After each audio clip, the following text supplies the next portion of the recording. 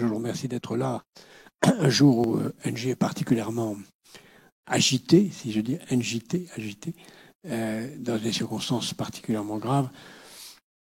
C'est le moment où on doit se poser la question de savoir si le long terme et le court terme, une fois de plus, sont en contradiction. Et on l'a vu depuis ce matin que non, le court terme et le long terme ne sont pas en contradiction.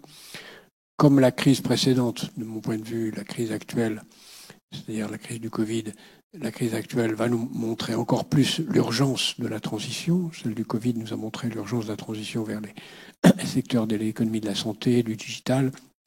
Et cela nous renforce dans l'importance de la transition dans les secteurs de l'énergie, qui forment ensemble ce que nous appelons ici l'économie de la vie.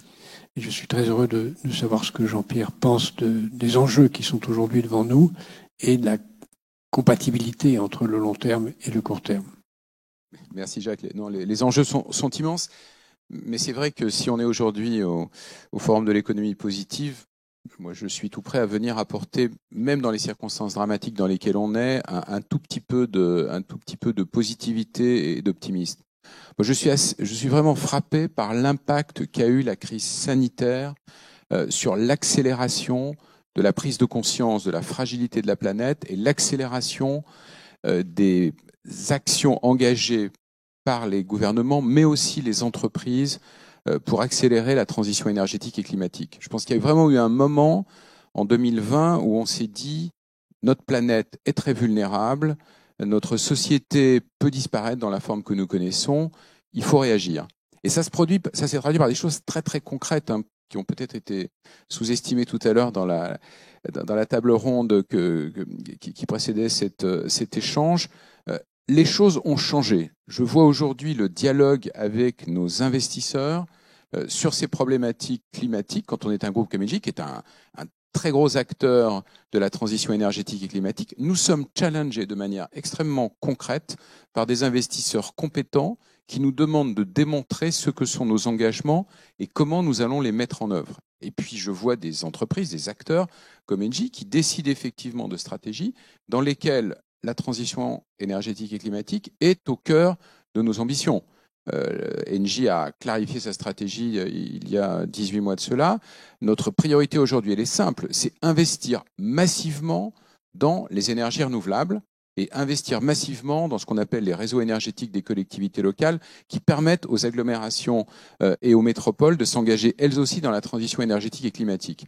L'enjeu d'Engie, c'est très vite, dans les 2 ans qui viennent, d'être capable de connecter 6 gigawatts, ça fait 5 EPR ou 4 EPR et demi, d'énergie renouvelable chaque année, solaire, éolien, gaz renouvelable, qui est aussi un sujet très important.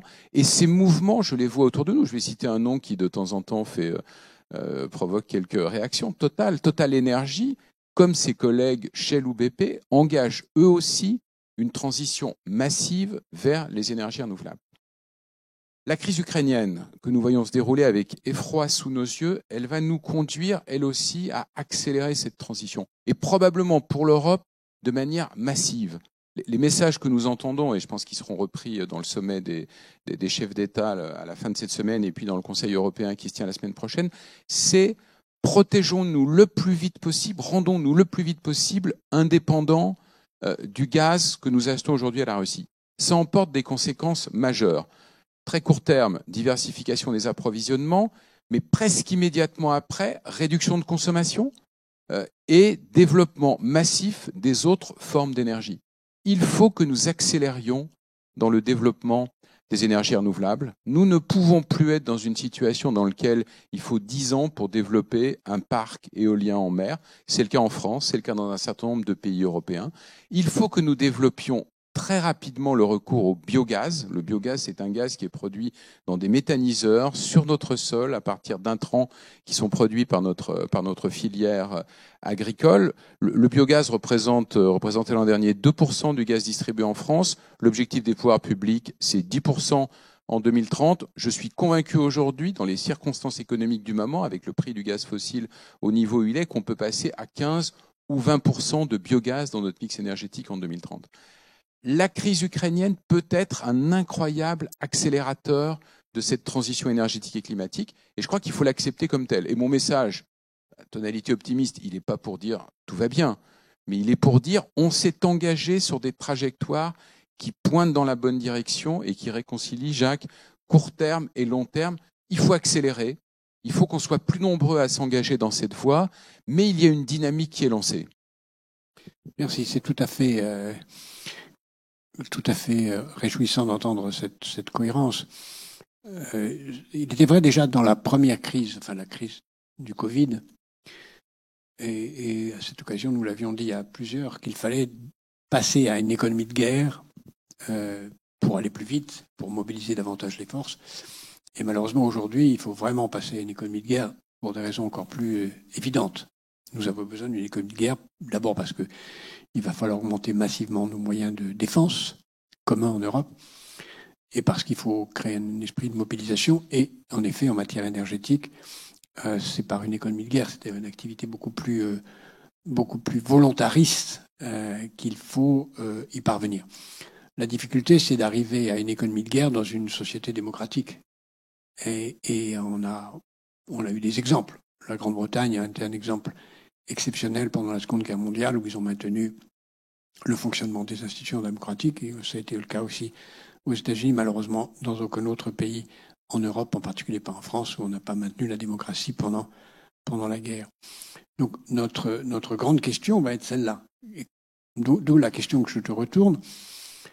Comment une entreprise peut-elle obéir à des ordres qui vont être de plus en plus exigeants, tout en maintenant sa propre autonomie? Je crois qu'il faut effectivement accepter le fait que l'intervention des États va être nécessaire et sans doute beaucoup plus importante que ce qu'on avait pu imaginer aujourd'hui. Dans le contexte actuel du marché du gaz, Engie et notre directrice générale Catherine MacGregor l'a rappelé lundi et vient de le rappeler ce matin, nous plaidons aujourd'hui pour qu'un plafond soit mis sur le prix du gaz en Europe. Le gaz s'échange au travers de marchés. Ces marchés aujourd'hui donnent des signaux prix qui sont très très erratiques. Le prix du gaz dans la journée lundi a augmenté de plus de 60%. Nous sommes dans une situation dans laquelle il faut des interventions publiques pour repenser le fonctionnement de certains marchés. Nous allons, si les approvisionnements de gaz russes étaient interrompus en Europe, nous allons vers la nécessité d'un certain nombre de mesures contraignantes sur la consommation. Certaines mesures seront probablement volontaires. Je vous rappelle ou je partage avec vous le fait que diminuer la température d'1 degré dans les logements, c'est 1% de la consommation de gaz européenne qui est économisée. Mais on ira, dans ce scénario-là, qui est un scénario que certains appellent de leur vœu, on ira vers une forme de contrôle, rationnement de l'énergie. Et par rapport à ce que tu disais, Jacques, sur la tension entre nos systèmes démocratiques et la nécessité d'agir vite, je reviens à ce sujet tout bête du développement des énergies renouvelables. Il faut que nous trouvions en France un moyen de décider et de mettre en œuvre ces projets d'infrastructure beaucoup plus rapidement, pas en balayant d'un trait la nécessité de créer du consensus local, la nécessité d'écouter les différentes parties prenantes, mais sur l'éolien en mer, qui est un sujet essentiel. L'éolien en mer, c'est la manière de produire de l'énergie verte qui est la plus comparable à ce que sont nos besoins et à ce que peut produire, par exemple, une centrale nucléaire. Parce qu'en mer, il y a du vent à peu près tous les jours, et matin, midi, soir, et pendant la nuit. Donc là, on a des champs qui sont capables de produire des quantités d'énergie très importantes. En France, on a décidé en 2012 et 2013 de développer 7 champs d'éoliennes en mer. Aucune éolienne n'a commencé à produire aujourd'hui. On espère peut-être voir la première avant la fin de cette année. Pourquoi ? Parce qu'il y a des multitudes de recours, parce qu'il y a de très nombreuses parties prenantes et que nous n'arrivons pas à trouver le moyen d'avancer sur ces projets en respectant à nouveau la voix de ceux qui ont des convictions à exprimer, mais en rappelant qu'il y a un impératif pour la collectivité d'avancer sur ce type de projet. Merci Jean-Pierre. Il nous reste un peu moins de 5 minutes, 4 minutes même, un peu moins de 4 minutes pour être ensemble. Est-ce qu'en 2 mots, tu peux dire comment tu vois le monde de l'énergie dans 10 ans ? Est-ce qu'il y aura moins d'énergie ? Est-ce qu'on utilisera beaucoup moins d'énergie ? Ou est-ce qu'on utilisera l'énergie autrement ? Et évidemment, ça laisse peu de temps pour dire quelque chose d'énorme. Non, mais je sors ma boule de cristal. D'abord, si on regarde ce qui s'est passé dans les 10 dernières années, l'évolution de ce secteur est incroyable. Alors, si je me projette demain, qu'est-ce qu'on verra? On verra un monde très électrifié. L'électrification des consommations, des usages, est un vecteur très important de la transition énergétique et climatique. Mais on verra un monde dans lequel l'électricité doit être complétée par une seconde source d'énergie, plutôt un second moyen de transporter et de mettre à disposition l'énergie. C'est l'hydrogène. Moi, je suis absolument convaincu que l'hydrogène, et en particulier en Europe, a un rôle essentiel à jouer. On verra un monde qui sera probablement un petit peu moins globalisé, s'agissant de l'énergie. On aura beaucoup moins de pétrole ou de gaz qui se déplaceront sur des bateaux pour partir d'une région du monde à une autre. Il faut que dans nos régions, nous arrivions à trouver les possibilités de créer cet équilibre entre offre et demande. On sera dans un monde dans lequel les approches locales, les microgrids, les réseaux de ceci ou de cela dans le territoire de nos agglomérations joueront également un rôle très important. C'est un monde qui est largement à inventer, et comme le disait Antoine Frérot tout à l'heure, les briques technologiques, elles sont là. L'enjeu, et c'est heureux d'ailleurs parce que des briques technologiques nouvelles, on ne les développe pas à l'horizon d'une décennie. Si on se projette à 2 ou 3 décennies, on verra sans doute la fusion nucléaire arriver, qui peut être un game changer. Mais sur les 10 prochaines années, les briques sont là. Ce qu'il faut, c'est les aligner et être capable de construire, à partir de ces briques, un paysage qui soit cohérent. Ça suppose beaucoup de clarté dans la vision de nos dirigeants. Toujours simple, et c'est sans doute à l'échelon européen, bien sûr, que ces décisions doivent être prises. Et puis, il faut que les entreprises s'engagent et s'alignent avec leurs différentes parties prenantes, leurs actionnaires, leurs salariés, leurs clients, pour arriver à construire ce monde de l'énergie de demain.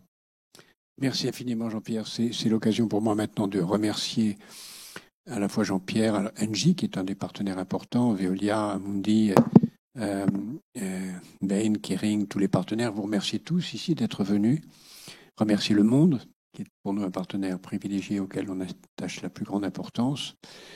Vous donner, j'espère, rendez-vous non seulement l'année prochaine, mais même avant, pour tous les événements de l'Institut, et peut-être dans 10 ans, pour voir si Jean-Pierre s'est trompé ou pas dans ses pronostics. Merci à tous, et je remercie en particulier toutes les équipes qui ont organisé ce forum.